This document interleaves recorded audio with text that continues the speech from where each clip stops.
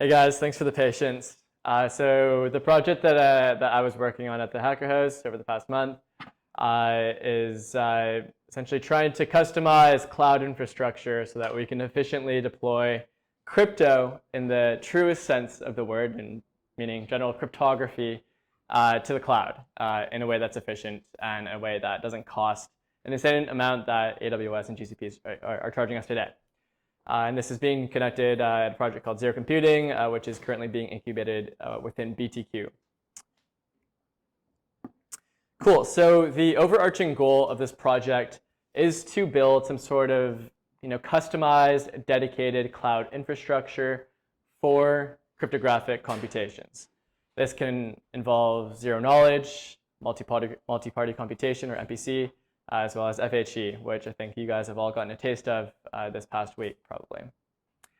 And we can think about doing this in a few ways. And kind of the framework that we're working with is first containerizing workloads, so containerizing the specific computations that you want to be running on a remote server, deploying those and orchestrating those in a way that is easy and is cost efficient, and it also abstracts all the complexity away from users. And then also doing monitoring so that teams know what's happening with their workload, and if they want to scale it or kind of auto scale up or down, they have the fine-grained control to do so. And we're trying to do all of this also while thinking about things like data center interoperability, so being able to leverage several data centers and all of the compute that's out there, also with heterogeneous hardware, so like CPUs, GPUs, FPGAs, ASICs. Thinking about high availabilities to make sure that obviously these remote, these like server-side computations are always going to be done whenever you want. Things like fault tolerance and also decentralization, because that's important. And eventually, and first and foremost, costs. So the way that we're thinking about this is kind of as follows. So we'll have someone, kind of like the user, define a workload. And the workload that we're working with right here are zero knowledge proofs. So they'll define their proof specifications, essentially what kind of circuit they're using, what kind of proving system, any proof requirements, such as the cost for which they want to generate this proof, or kind of the maximum they're willing to pay, any latency requirements that they have, for example, generate it within 30 seconds, and then the inputs to those, to those proofs, so any public and private witnesses. These get sent over to Zero Computing, which will essentially orchestrate a network of hardware resources depending on the data center network info available. So this will essentially pull our entire network of data centers and find which clusters are available to send this workflow to. And then we can also do things like virtualizing and creating custom workers for a specific proof request. Then this gets sent to it essentially all amalgamates in the global scheduler, which will dispatch that proof workflow as a deployment manifest to a data center. And so the idea is to have Zero Computing act as this kind of abstract interface to heterogeneous cloud infrastructure or resources, where if you're a roll-up or if you're doing high computation proofs, you don't need to be managing your infrastructure. Rather, you can abstract this away to a simple request and have it be generated efficiently and economically.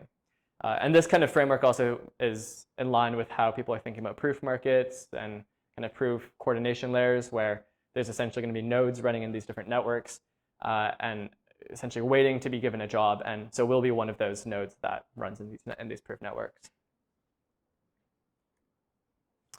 So the case study that we're looking at today was kind of inspired by some of the co-hackers at our house. So Sarab and Gunit, they're working on, it wasn't presented today, but they're doing MPC for AI inference. And so we thought it'd be really cool to try deploy this workflow to this custom cloud. The idea behind TPC is essentially it's a subset of MPC where you have two parties run the computing over some function, and in this case, it's going to be someone who has a transformer model, and then someone who's trying to run inference against that transformer model. And that's so example, we have this like the model owner, the data owner, So someone who, let's say, okay, so like in today's kind of setting with ChatGPT, if you're, I don't know, one of the many companies, if you're an employee of one of the many companies who has barred their employees off from using ChatGPT because of the data privacy concerns, this provides a way to kind of reconcile how can you use AI as a company while also respecting your kind of proprietary data that you don't want to give up to like OpenAI or Microsoft.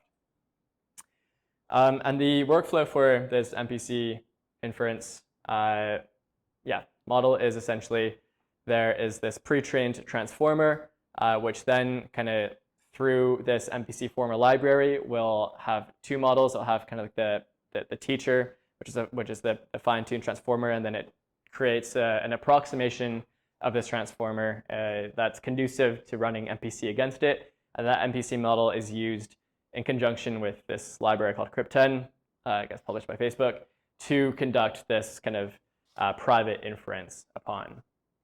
Let's try. This past couple of days, especially, we've been hacking on this. So let's try to. Okay, yeah, let's run through the steps. So first, we're going to do essentially leverage the MPC former library, which essentially which does all of the this stuff down here. So we're really going to be looking at having two models deployed in this cloud. Then, and we do that by containerizing this and then deploying it to a cluster in order to find available compute instances, and then eventually we will run inference. So the way we did this was we went to the MPC former library, and essentially we're able to take and run the code that they have. So let's do that in a way where we can push this to a network of data centers. So we essentially write a little Docker file, which will clone the repo, install everything you need to do. Essentially sets the environment for running this workflow in the cloud. Then we will build a Docker container for this, and we can see that it's successfully built. Then we tag it and push it to a registry for us to pull down onto the server. So let's go ahead and actually do that. So first, we can just see what kind of jobs are running on these like remote servers right now. We'd have a RISC-0 job running, but that has been going on for a while. So we'll just exit, and we can create. Oh yeah, I also forgot to say we also have to define essentially a YAML manifest, which is describes what to do on the server once it actually receives this Docker image. So we can see that so we have three different workers. One is for essentially one transformer, another one is for another transformer, and then the third is for this trusted third-party server. So in this manifest, we kind of define each one of these, and we can say, okay, we pull down this image that we defined to set the environment for these workers. Then we essentially run the commands that are necessary to actually start executing them. And we can see that we have three different pods here: one for the trusted third-party server, one for the first transformer, and another for the second transformer. And so we essentially just with this one simple command deploy this to our servers, and we can see now that these are now running, and will continue to run and kind of do the heavy lifting. And that's the next step that we want to do now, which is now run inference against one of the transformers. So yeah, that's pretty much the idea. Hopefully it gives you a glimpse of like how easy it can be to deploy complex workloads to the cloud. You essentially just need to define how things will work, and like our team can do that. We just need to understand the use case. Then like at a click of the button, you have 3 servers running up in the cloud at with like minimal overhead costs. So yeah, that's everything.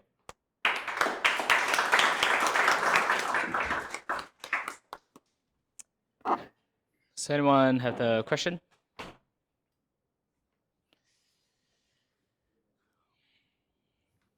Oh. Okay. Okay. So right now these statuses say running, but if I'm understanding correctly, like are they literally just like running in the sense that they're like running on bare metal, or are they just waiting for an inference to be dispatched to them? Yeah. They'll spin up and then Yeah, use good. Yeah, clock good time. question. Yeah, so like right now they're running on bare metal, and we haven't actually gotten to the inference stage. That's like kind of the next step to do. But if you can imagine, if this was a proof request, then it would be generating a proof while it's running. Yeah, so it's already, this means that it's dispatched to a bare metal server in a virtualization, and it's currently executing the instructions defined in this kind of, yeah, in the YAML manifest. If we decide, like, yeah, if it's like cargo run, then it'll run on the server. Mm-hmm. Okay. Any other question?